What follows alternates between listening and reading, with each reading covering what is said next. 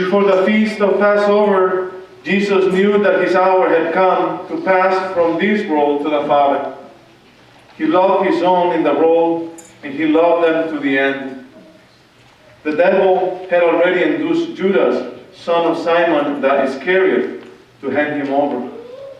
So during supper, fully aware that the Father had put everything into his power, and that he had to come from God and was returning to God, he rose from supper and took off his outer garments. He took a towel and tied it around his waist. Then he poured water into a basin and began to wash the disciples' feet and dried them with a towel around his waist. He came to Simon Peter, who said to him, "Master, are you going to wash my feet?" Jesus answered and said to him, "What I am doing you do not understand now, but you will understand later." Peter said to him, "You will never wash my feet." Jesus answered him, "Unless I wash you, you will have no inheritance with me." Simon Peter said to him, "Master, then not only my feet, but my hands and my head as well." Jesus said to him, "Whoever has bathed has no need except to have his feet washed, for he is clean all over. So you are clean, but not all." For he knew who will betray him. For this reason he said, "Not all of you are clean." So when he had washed their feet and put his garments back on and reclined at table again, he said to them, "Do you realize what I have done for you? You call me teacher and master, and rightly so, for indeed I am.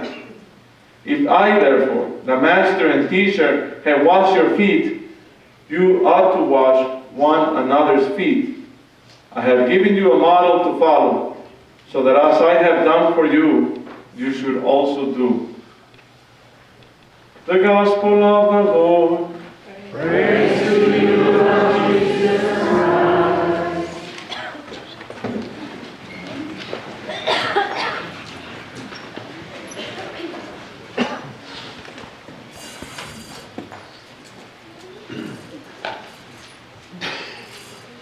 How shall I make a return to the Lord for all the good he has done for me?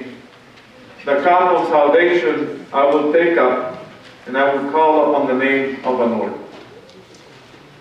Psalm 116, presented to us on Holy Thursday on this Mass of the Lord's Supper, puts emphasis on the service of Jesus, the way the Lord himself returns to God the Father, that which God has given him, all. He gave Jesus all love, and Jesus returns to the Father everything that the Father has given him. And the way that he returns it to the Father and keeps the action eternally flowing from the side of Jesus is by instituting two sacraments that are related. And they find themselves at the center in the life-giving reality of the Church. The sacrament of the priesthood and the sacrament of the Eucharist. When I think of the priesthood and the Eucharist, nowadays the first person that comes to mind is Father Bishop Fliss, God bless his soul, who passed away this past year. He used to join us on Holy Thursdays. And he used to help us also in the church. But he asked me to preach at his 50th anniversary. And then I had also the blessing of preaching at his funeral after he passed away. He emphasized to me, telling me to preach about the priesthood and the Eucharist. And I think in the heart of every priest, that keeps the priesthood, the vocation centered on the Eucharist. The life of the priest must remain centered in the Eucharist, in the celebration of the Eucharist, and the adoration of the Eucharist, in a constant conversation with the Eucharist, because that's where the vocation starts, and that is where the vocation ends. When we die, we priests are put in our caskets, dressed as if Easter Mass. We put as the white or gold vestment, as if we're about to celebrate. Why is it that? It's because our belief is that we enter into the eternal Eucharist with the Lord, and when we enter heaven, the priest will also sit with the Lord in the altar vested. In the resurrection, they'll be vested. So those details remind us of the closeness with Jesus, but the life of the priest is always oriented to Jesus in the Eucharist. It's always centered on that. It is from there that it flows. And remember at his funeral, I was meditating on a reality in the life of the priest. And I'll repeat it now because you were not there. So I can recycle ideas, as I do often. But when a priest dies, the voice of God is muted for a second. When a priest dies. Because the priest lends his voice to God. And it will never be voiced in the same way again, ever again. Because priests are not made in a cookie cutter. Each one speaks of the Lord's call to him in a very unique way. So the voice of the priest is unique to that particular priest, and Jesus shows us that priest in order to speak through him. With his qualities, with his defects, with defects of character, which are many, but Jesus chooses to particularly become present in the voice of the priest. So when a priest dies, that way of Jesus expressing himself to the faithful dies with him. He's silent, will never be heard again. We tend to think sometimes of the life of a priest, and we think of a priest as being like some other priest, or like this other priest. But there is a uniqueness in the personality of a priest, in the way that Jesus calls us to himself. At the same time, there is a sameness in regards to Jesus and the church, in which the priest strives to conform himself to Jesus, the high priest. Challenging in many ways. It kind of resembles the words of St. Paul to the Corinthians that we reflect upon this today, because the vocation of the priest is none other than that of a bridge. St. Paul says, I also hand on to you, I received from the Lord what I also hand on to you. He receives from the Lord and he just hands it over. So, St. Paul is saying he doesn't generate anything. There's nothing new that St. Paul brings. But he says, what Jesus handed to me, I hand on to you. It is the ministry that St. Paul is speaking about. It's the same ministry that priests carry with them. It's not something that a priest generates upon themselves. It has to come something from outside. Reflecting on this day, the church invites us to think of those two sacraments precisely because they exist with each other and they are in constant tension with each other. Benedict XVI, reflecting on this, he was recalling his own vocation to the priesthood. So allow me to read a little bit on his own vocation.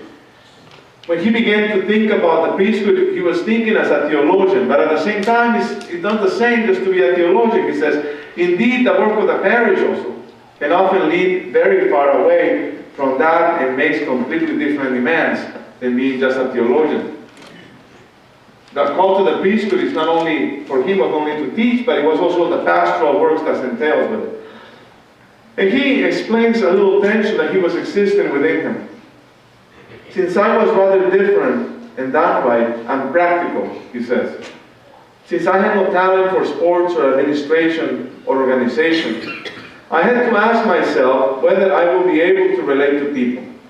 Whether, for example, as a chaplain, I would be able to lead and inspire Catholic youth. Whether I would be capable of giving religious instruction to the little ones. Whether I could get along with the old and the sick and so forth. I had to ask myself whether I would be ready to do my whole life long, and whether it was really my vocation. Bound up with this was naturally the question of whether I would be able to remain celibate and married my whole life long. I often ponder these questions and I walk in the beautiful park, somewhere in Germany that I cannot pronounce. Sorry. And naturally, in the chapel, I will pray, until finally, at my diaconal ordination in the fall of 1950, I was able to pronounce a convinced yes. I love this quote from Pope Benedict, Pope Emeritus, because it shows the struggle that I've seen in the heart of every priest I've known. The Lord is calling us for something, and then, am I capable of that? Can I do that? Is it something that I can do? Most of the time, the answer in the heart of a priest is no. No. There are many challenges that a priest may face, and many of the young men that I see in the altar today, that perhaps themselves, if I ask them if they would like to become priests, they will tell me all the reasons why they should not become a priest. Many of the same reasons that Pope Benedict himself brought up. I don't know if I want to do this, I don't know if I'm capable of this. But there is something in the life of the priest that always leads the priest to say yes, regardless of whether one feels like doing it or not. Whether the struggle is there constantly or not, there is a yes. And that was the promise that the priest made to Jesus himself. And the promise that is renewed by the priest himself every time that he celebrates the Eucharist. It is an encounter with Jesus beyond comprehension.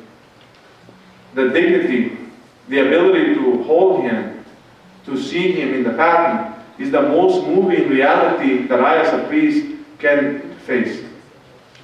There is nothing more touching than seeing the pattern. The pattern is the gold plate. And in it, after the breaking of the bread, lays the body of Jesus broken in pieces. A sight that only the eyes of the priest see during that moment when he renews his consecration to the presence of Jesus in the Eucharist. Why does the priest feel so related to the reality of Jesus in the pattern, the broken Jesus? It's because every priest that I know knows that his heart is also as broken as Jesus. His self, his psyche, his person is always broken. We're not as put together as many people think we are. We struggle with the same things that you struggle. We try to be saints as much as you do. We have the same battles of prayers back and forth. It's a reality in the life of the priest, but I think it is a precise reality that is necessary in order for the priesthood to be a true image of Jesus incarnate. Not a floating priest. Not a perfect priest, because only Jesus is the high priest. Why is it important for us to see today? So I think it is necessary for us to pray for two things. For priests that were broken. Pray for us. Not only for me, but for all the priests. See us as human. Humanizes us. I remember Father Fleece during his reception. He said something very clear, that the struggles, maybe many, the burden is hard, but to know that people are praying for us constantly is a reassurance that we're not on this alone. And second, pray for all those young men who feel the call to the priesthood and are afraid of saying yes. It takes a little faith. It takes an encounter with Jesus in the Eucharist. It takes an encounter with Him in the movement of the sacrament for them to realize, I cannot do without Him. I cannot do without Him. I cannot be apart from Him. And I think I mentioned it before, but I'll mention it again. My encounter with Jesus came during a retreat. They put the Blessed Sacraments on a monstrance on an altar, and they asked those who were in attendance in the retreat. I was 19 years old.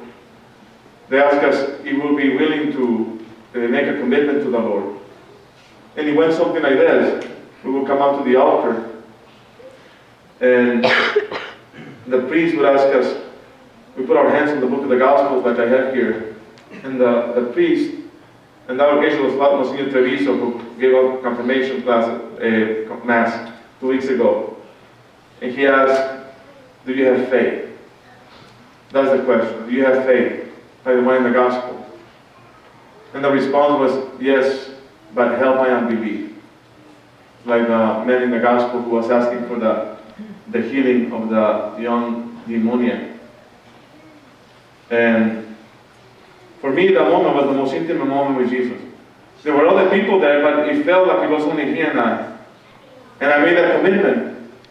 Do you have faith? And to be honest with you, at the time I didn't know much about the Eucharist. I didn't know what transubstantiation was. I didn't know the whole mystery of the Word incarnate. And I don't know it yet either. But, yes, do you have faith? Yes. Help my unbelief though, because I knew there were a lot of things that I still lacked in faith. And that was it. From that moment on, I could never see the Eucharist the same way. For me, an encounter with the Blessed Sacrament, with Jesus in the Eucharist or in Mass, is I go back to that moment as if it was today, as if it was renewed again. It is like going back to that moment in which Jesus is telling me, do you have faith? And it's my prayer to this day, every day. Yes, Lord, but help my unbelief. He holds us together. As a parish, we should not be holding on to the priest. We should be holding on to the Eucharist because the priest is holding on to the Eucharist. Priests will flawed. We'll make mistakes, as you know already. We've been with you for 4 years already. We got over formalities already. We make mistakes, but hold on to the Eucharist. You're going to see many more mistakes, but hold on to the Eucharist. I'm just handing on to you what I receive. You may disagree with the way I pass it on, but it is the way that I saw him. It is the way that I see him, and this is the way that my vocation developed. So pray for us. And pray for that grace to be able to see Jesus in the Eucharist. Not to let anything else, but to be actually the center of the parish life. To be the Eucharist. The devotion to the Eucharist. We strive every day as a parish to be stronger in our devotion to the Eucharist. As we do the washing of feet, we think of those in need. And we think that we're here to serve the Lord. And I invite these men who will be having their feet washed also to see this as a commitment to serve God in His church. In the name of the Father, and the Son, and the Holy Spirit. I want to ask the men to please sit in the top step.